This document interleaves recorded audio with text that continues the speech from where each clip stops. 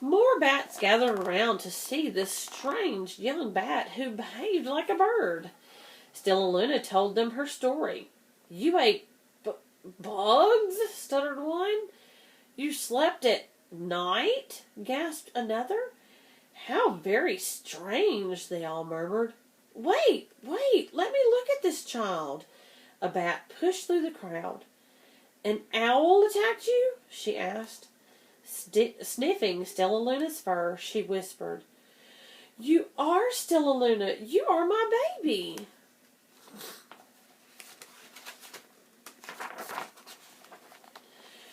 "You escaped the owl?" cried Stellaluna. "You survived?" "Yes," said Mother Bat as she wrapped her wings around Stellaluna. "Come with me and I'll show you where to find the most delicious fruit. You'll never have to eat another bug as long as you live."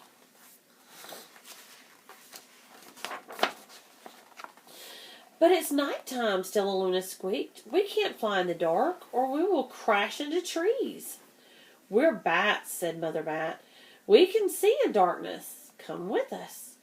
Stellaluna was afraid, but she let go of the tree and dropped into the deep blue sky.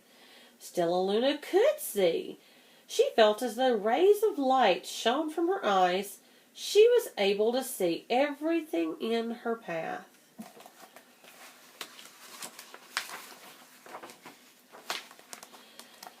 Soon the bats found a mango tree, and Stellaluna ate as much of the fruit as she could hold.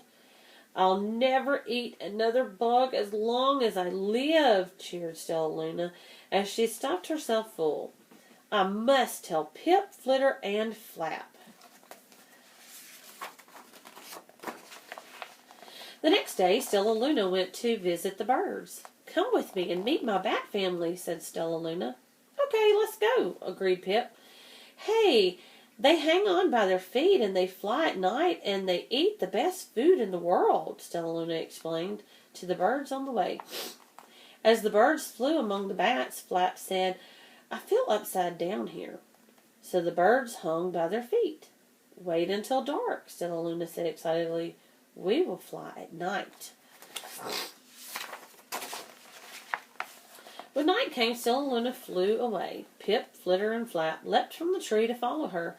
"I can't see a thing," yelled Pip. "Neither can I," howled Flitter. "Ah!" shrieked Flip.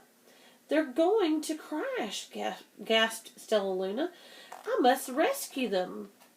Stellaluna swooped about, grabbing her friends in the air. She lifted them to the tree, and the birds grasped a branch. Stellaluna hung from the limb above them. "We're safe," said Stellaluna. Then she sighed. "I wish you could see in the dark, too." "We wish you could land on your feet," Flitter replied. Pip and Flap nodded. They perched in silence for a long time. "How can we be so different and feel so much alike?" mused Flitter. "And how can we feel so different and be so much alike?" wondered Pip. "I think this is quite a mystery," Flap chirped. "I agree," said Stellaluna, "but we're friends, and that's a fact."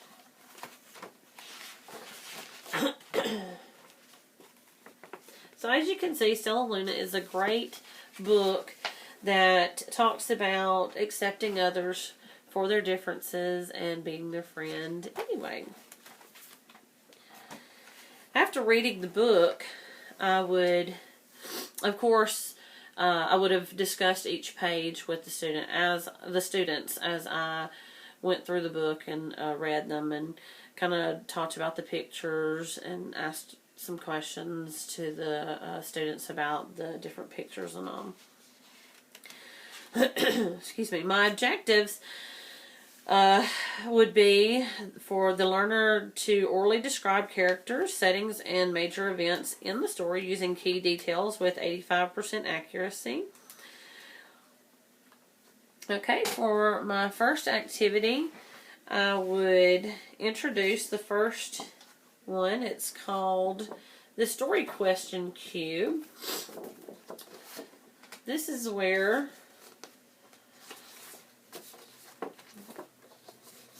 you print out this cube and go ahead and glue it together to make a cube. It comes with the student worksheet, as you can see here. I would go over and show the students how we would do this activity, where you would roll the cube. It would land on a certain question, such as this one: what happens in the story, beginning, middle, and end. And they would find that question on their worksheet and fill in the answer to that question. We would do one of them together as a class to kind of get familiarized with how to do this activity. I would then ask all my students to get out their clipboards and pencils and prepare for peer group work. I would have their number sticks ready and draw them accordingly to put the students in groups of 3 or 4 according to how many students I have that day. They would join their groups quietly as I pass out their worksheets, and then they would work as a group to roll their cubes and answer their questions. Each student should be able to roll the cube about twice and then work together to answer their questions. This would be, like I said, a peer group activity. I would give them sufficient time to do this, and then I would take them up to kind of look over and check later.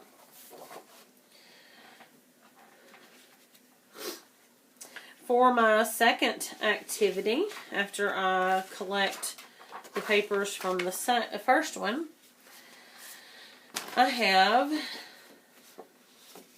picture the character. And this is where the students would work independently. They would return to their desk quietly, and we would go over, I would explain to them how they would perform this worksheet. They would put their title, the author of Stellaluna, and as you can see, I would already have a picture of Stellaluna on the middle. They would just write her name here. And then around the picture is where we can write stuff about Stellaluna. For instance, I have where they can write words that describe her appearance, some things that they learned from Stellaluna, what made Stellaluna different, words that describe Stellaluna. So there's a number of different things that you could put in these boxes to give the students an idea to describe and talk about the story. This is something that they would do, like I said, independently. I would give them sufficient time to complete that, and then I would take it up to check later. In my closure, I would ask the students some review questions about our story. Who can tell me the theme or the meaning of the story, Stellaluna? Why do you think the author thought it was important for you to read the book? How do you think this book could help other children who might read it? And I would let the students take turns, of course, with those a couple of those questions. There would be different opinions, and we could give the students the opportunity to have different turns and telling their opinions on that. For homework, I have a coloring activity sheet that I will send home with each of the students. It is a sheet where they would find how many birds are in the picture and then how many bats, and they would simply just write down that number down there, and then I would expect them to color the picture neatly, have their parents check over it and sign it, and then return it the next day. For my early finishers, I have a dot-to-dot sheet. It's called Stellaluna dot-to-dot. It says, "Oh no, Stellaluna has no wings, only you can help by connecting the dots." So if they finish their work before time is up, they're welcome to get this sheet, connect the dots, and then color Stellaluna. For my special needs students, students with ADHD will sit at the front of the room. Students with reading disabilities will work with an assigned paraprofessional. Students who struggle to understand literary elements will work with me and Extra Time. Students who are English language learners will also work one-on-one with me.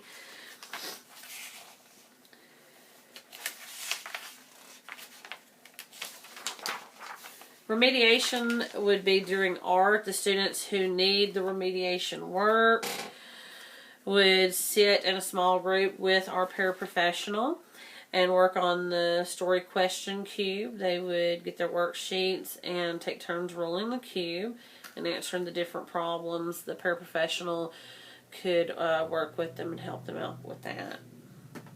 For enrichment work, I would have a Stella Luna Venn diagram where the students can write characteristics of bats and birds. And then, of course, in the middle, they would think of the characteristics that bats and birds share together. And they would write that right there in the middle part. That's it for my literary elements lesson plan. I hope you enjoyed it.